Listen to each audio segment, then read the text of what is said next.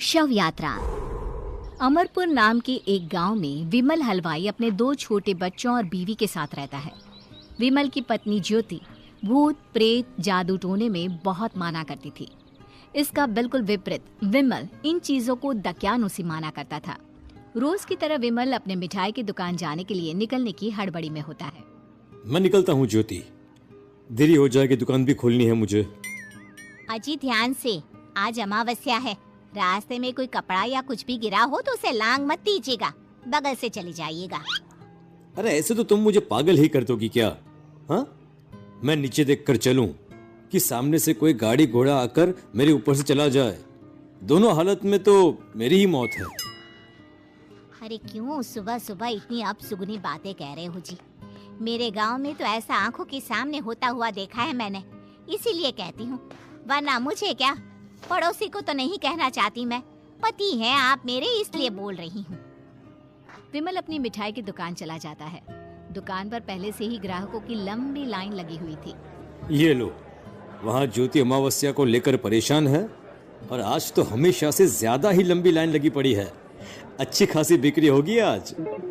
विमल दुकान खोलता है। एक के बाद एक ग्राहक उसकी दुकान पर मिठाई ले रहे होते हैं। तभी गांव की एक बूढ़ी औरत विमल से कहती है, जिस तेजी से बिक्री हो रही है, कहीं किसी की नजर ना लग जाए, नींबू मिर्ची टांग ले।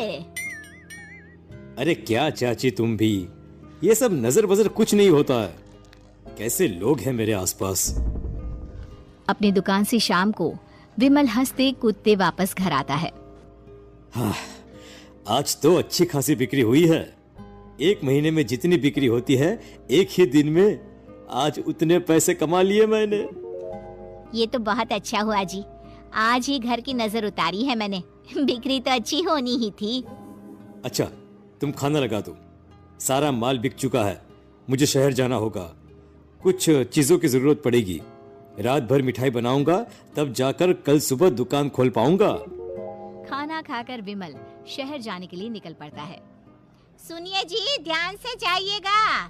चौरस्ते पर किसी जादू टोने की चीज पर पैर मत रख दीजिएगा। हे भगवान, हद हो गई ज्योति, ये तो मैं जा रहा हूँ। विमल गुस्से से शहर जाने निकल पड़ता है। रात का काला घना अंधेरा, चांद की एक भी किरण ना होने के कारण अंधेरे में कुछ भी देख पाना मुश्किल था। जंगल के बीच के एक अधकच्चे रास्ते से विमल जा रहा होता है। चारों तरफ गुफ अंधेरा और सन्नाटा सुनाई दे रहा था, और सुनाई दे रही थी विमल के पैर के नीचे आ रहे सूखे पत्तों की आवाजें। तभी अचानक दूर से उसे कुछ आवाजें सुनाई देती है।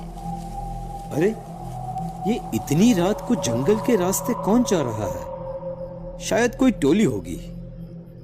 राम नाम सत्य है, राम नाम सत्य है, राम नाम सत्य है, राम नाम सत्य है। धीरे धीरे आवाज कुछ कुछ सुनाई पड़ती है। आवाज धीरे धीरे और नजदीक आती सी लगती है।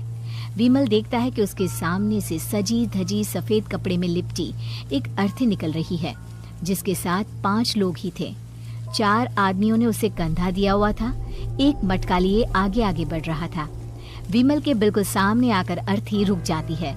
उसमें से एक आदमी विमल से कहता है, अरे भाई, जरा अर्थी को कंधा लगाना, मैं बहुत थक गया हूँ, बड़ी मेहरबानी होगी। हाँ भाई, कंधा तो मैं लगा दूं, पर रात को 12 बजे ये शव यात्रा, इस समय कौन अर्थी ले जाता है? तभी विमल को ऐसा लगता है कि शव में से आवाज आई। ये आवाज। मजबूरी है भाई, आप कंधा दीजिए, मैं रास्ते में सब बताता हूँ आपको। विमल अर्थी को कंधा दिए चल रहा होता है कि उसे ऐसा लगता है कि हाथ में मटका लिए जो आदमी शव के आगे चल रहा है, उसके पैर उल्टे हैं।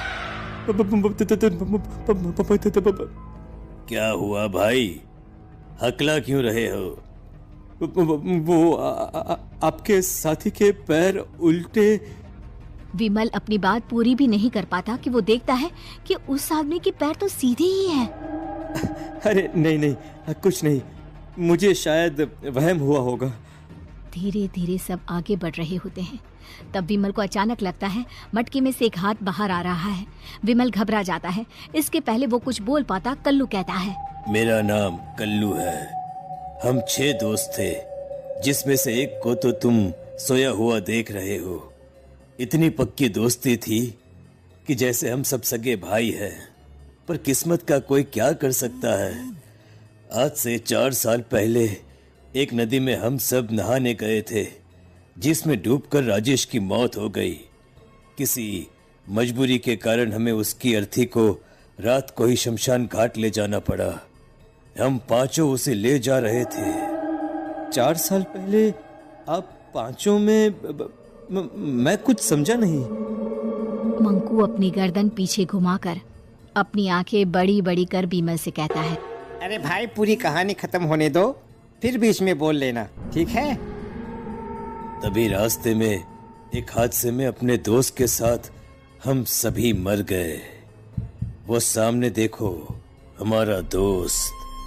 विमल सामने देखता है। उसे दिखता है कि एक ऐसा आदमी जिसका शरीर कई जन्मों से पानी के अंदर रहने के कारण सफेद पड़ गया है। उसकी आंखें बाहर की ओर निकली हुई थी।